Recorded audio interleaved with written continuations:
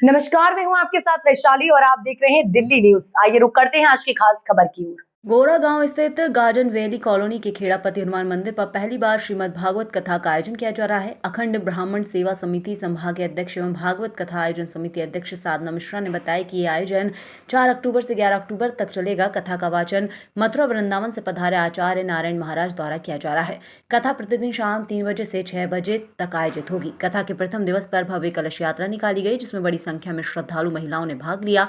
भक्ति गीतों और जयघोषों से पूरा वातावरण भक्तिमय हो गया। इस भागवत कथा में सांप्रदायिक सद्भाव की अनोखी मिसाल भी देखने को मिली।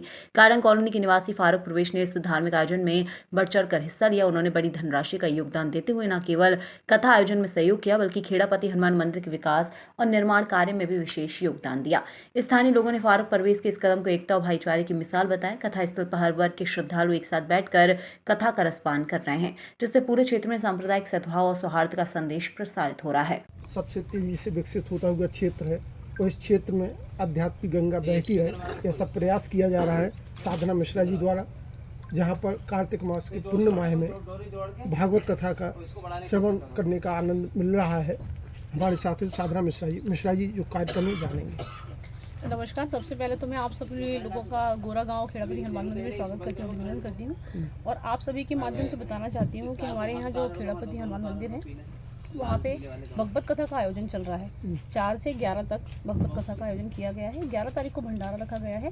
क्योंकि कथा का समापन 10 तारीख को है, पर अपितु हमने 11 को भंडारा इसलिए रखा है क्योंकि 10 को जो है करवा चौथ है, तो उसी के चलते हुए हमने 11 को भंडारे का आयोजन किया गया है।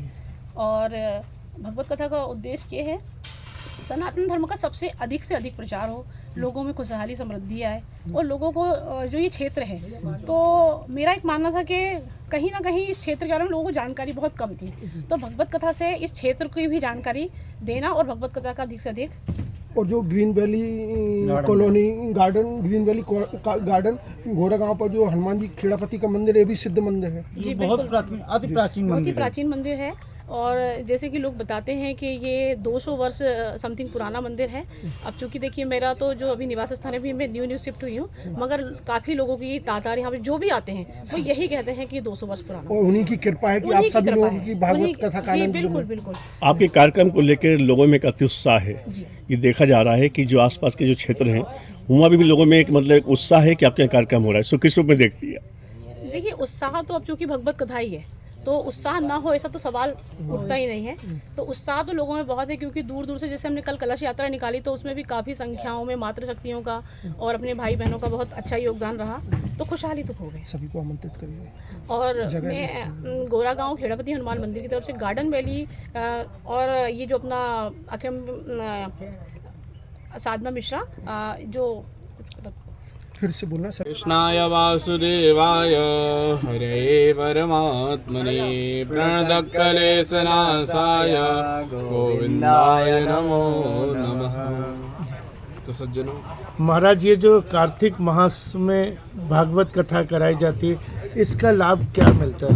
ये शास्त्रों में वर्णन है कि हर मास के उपलक्ष्य कार्तिक मास में जो कथा होती है वो भगवान को बड़ी पुनीत होती है। इस महीने में साक्षात भगवान श्री कृष्ण का वास पृथ्वी लोक में होता है।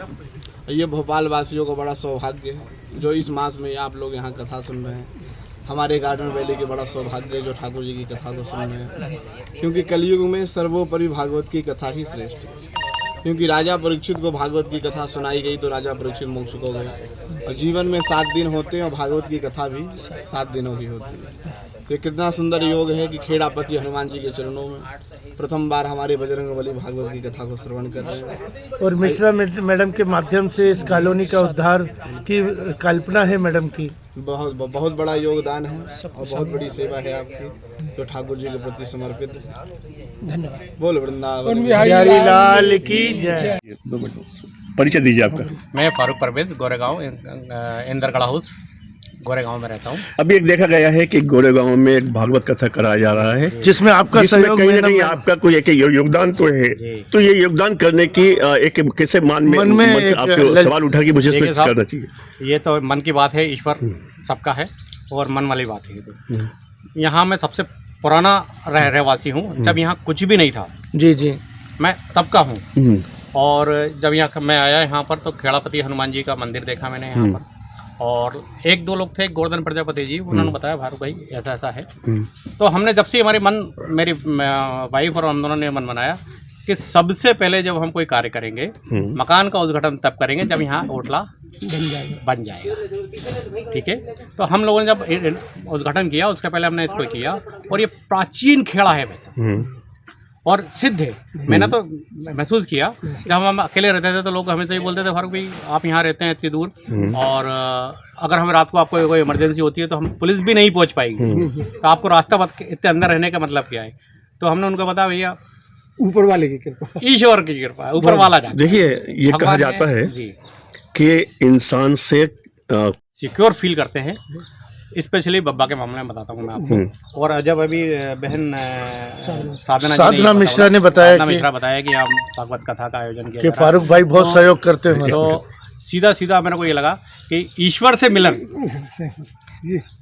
करवाना और भागवत कथा करना सीधा सीधा ईश्वर से संपर्क है। ये जो भागवत तो ये जो जहाँ पर देखा जाए एक अध्यात्म के साथ ही कहा जाए कि एक सांप्रदायिक सौहार्द की भी बहुत बड़ी मिसाल बनने जा रही है, जिस तरह से फारूक परवेज ने बताया, क्या कहेंगे?